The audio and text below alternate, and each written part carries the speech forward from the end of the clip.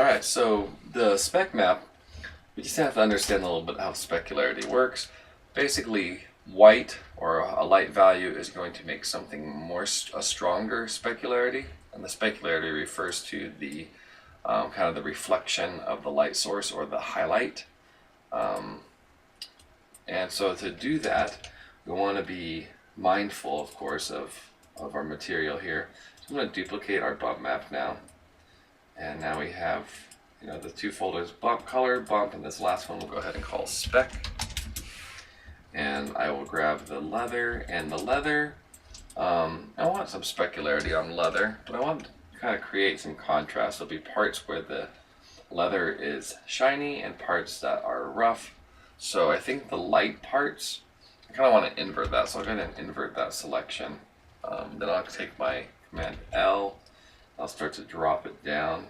And so by having this high contrast, I'll have some areas that are shiny and other areas that are not, right? So I think that will look pretty cool. In a lot of ways, especially for things like leather, where the bump is not very strong because it's such a small or low amount of bump. So the bump map's not going to do as much for me, but the specular map can actually do quite a bit of good. So we'll go ahead and rely a lot on this spec map to do the work for us. So there's that. That's too much. Let's go a little darker. On the wood, now the wood is not very specular. We want a very matte surface. So I'm going to go ahead and grab my Command L for the levels, and we're going to just bring down the values overall and have just very subtle amount of specularity on the wood grain. We'll have the grain parts be less specular, and that will create a little more contrast. That should be pretty good. So I'm going to take note of this as well, because I'm going to do it on my other one. So 0, 61, 172, and 95.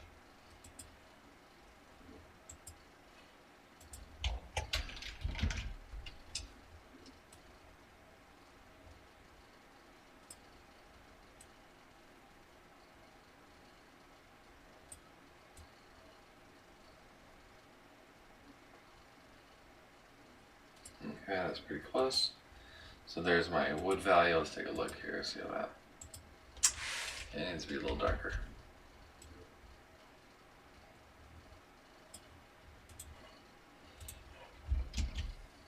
This one too. And for the iron, I want the iron to be good amount of specular. So once again, I think I like what I had on the bump. Oh, you know what? Shoot, I did the wrong thing here. I need to duplicate this first. All of these spec. Leave that bump alone. All right. So here the wood, I'm going to do the levels. Bring it down.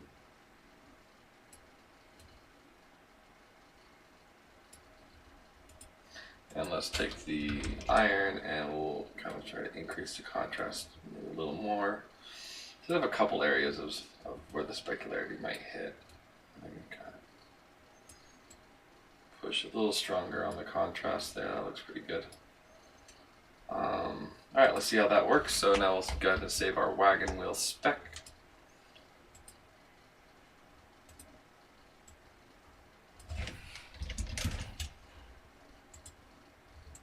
Okay, and now we'll go into here and call out our wagon basket, and we'll save that as a spec JPEG. There you go. So once again, just to kind of reiterate this idea that all of our textures live inside of our texture file, but I can export them doing a save as, right? Same thing here. And to extract out my spec, my bump, and my color. Alright, let's go back into Maya, and now let's load in our specular maps. So right now you kind of see everything has a similar amount of gloss to it, so we want to give a more unique gloss look to each one of these. So I'm going to go ahead now and load those up. So we'll grab our material and we go in here and we see we have our color attributes, we had our bump map. Specularity seems to be hiding from me right now. Oh, there it is, bump mapping. Ding. And now we have our specular shading. So we can put the, I don't like to put the specular color per se on this one. The color could change if it was a different, say a different gold metal would have a gold specular color. This does control sometimes the intensity, right? So if I bring it up, there it goes, and it goes away. You also have the specular roll-off right here, and then you have the eccentricity.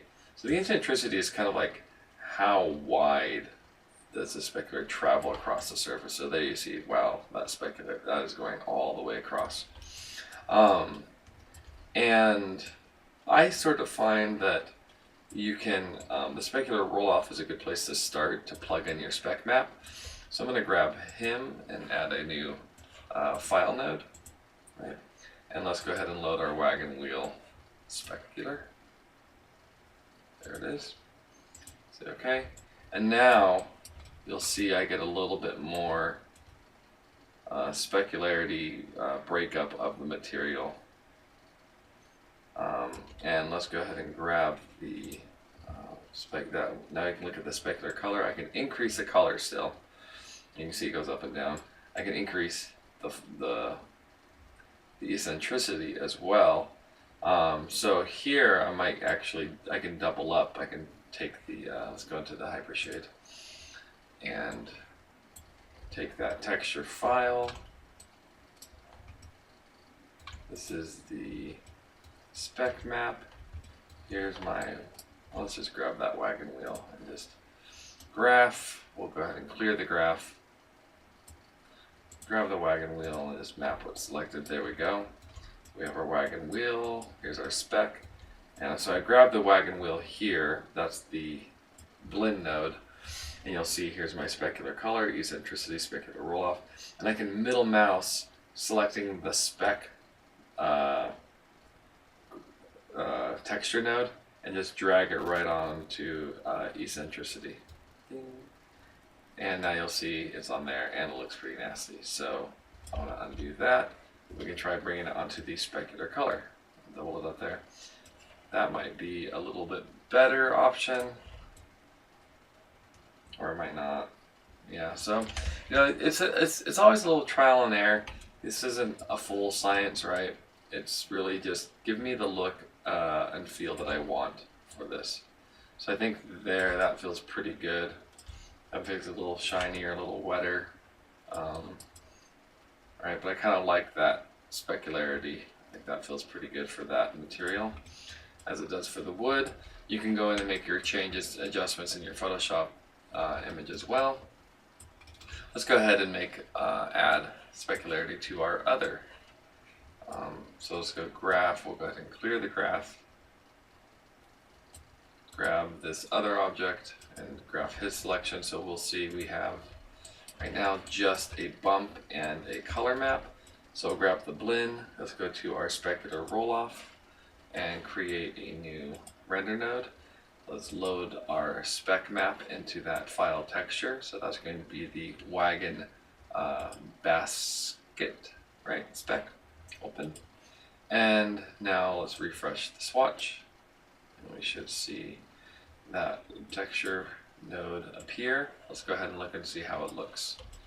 So I'm probably going to see a pretty strong specularity there. Let me grab this and take a look and we increase the specular color or decrease it, right? So now you can kind of see how that's affecting how our wood, how reflective is our wood, for example. What's the eccentricity, right? Do we want to tighten the specular or do we want to broaden it?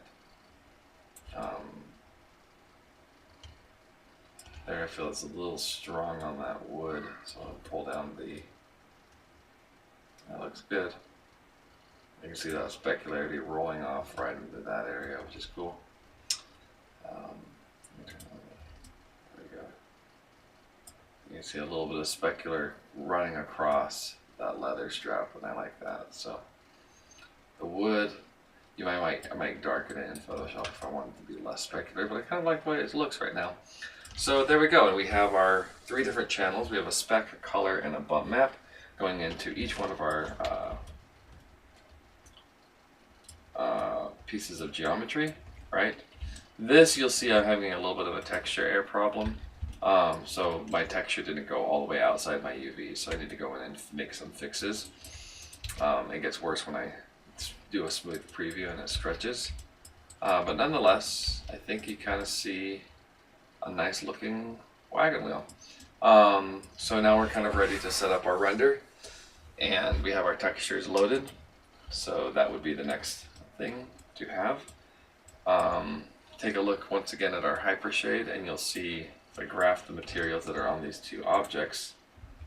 And there, that's kind of a mess, right? So we're going to go to our graph, rearrange. That will sort of organize and sort of make everything nice and even. So there you see we have a basket and a wheel, 2 different shaders.